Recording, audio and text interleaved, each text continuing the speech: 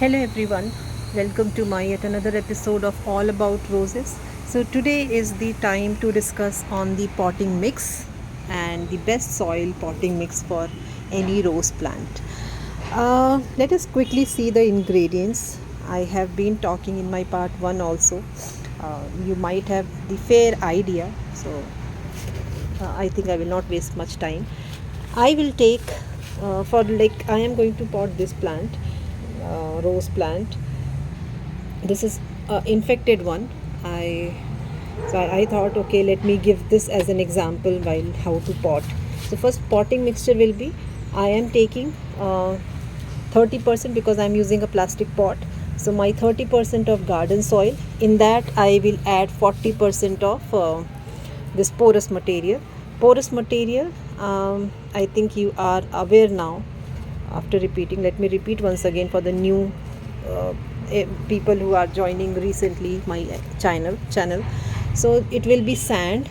I have mixed sand, some cocoa peat, some cocoa husk, then this charcoal, wood charcoal, perlite, and I have made it like a very porous. Now don't worry that you have to have all the ingredients to make it porous. Just sand will also work. Any sand, or if you have cinder or sand, any one item is enough to make it porous material.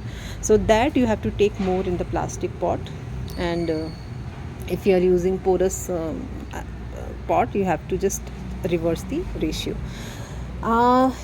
In this, now if I don't add any compost or any humus, this will be completely nothing, more than a cement. So what I have to do is, I am going to add cow dung manure. You can buy from anywhere. um, you can make it in home also, but remember that it should be thoroughly composed, otherwise it will create a fungal environment in your plant, which is going to harm your plant. So that you have to add almost equivalent to your garden soil. You have taken 30% garden soil, take 30% of vermicompost or cow dung compost or any compost you have in your home.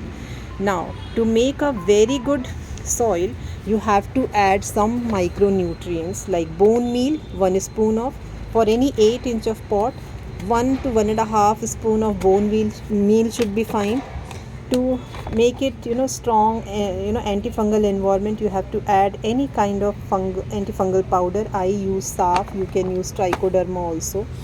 uh, then you can use this neem cake powder, 1 spoon. So these two will make immune the plant, very immune, ready to fight against any kind of disease, and it also gives nutrition. Like neem will also give some nutrition to the plant. And bone meal is rich in phosphorus, rich in calcium, which is needed for your rose plant. So that you have to add 1 spoon. If you have mixed everything thoroughly, a very good soil is ready. Now let us see how to pot your plant.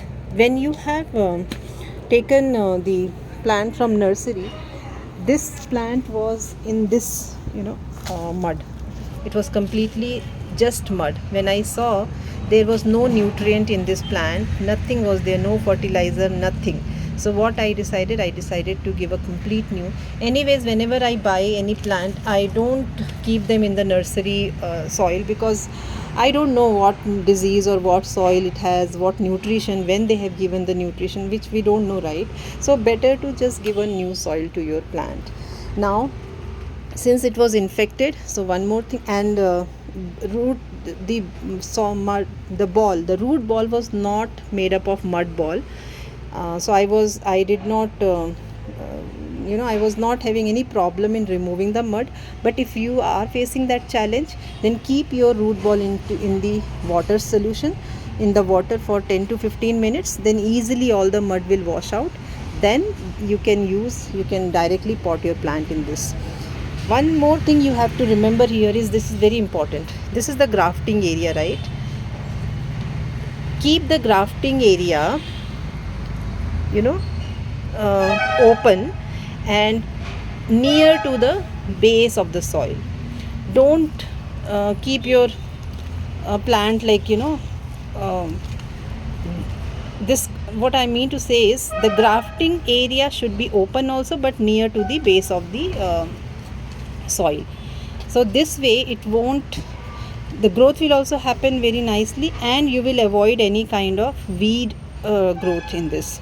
Okay, suppose if you are keeping it more open, so chances of extra growth will come from here, and you will be confused that extra growth is not at all needed. It is always a wild which you have to keep on cutting.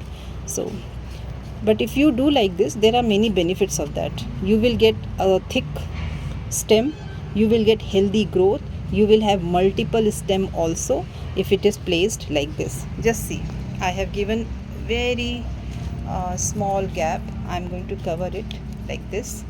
If your grafting area is just below the soil surface, that is the best way to keep your plant. So guys, this is how you have to pot. Now after potting, you have to give thoroughly water to this plant and keep it aside in under not direct sunlight.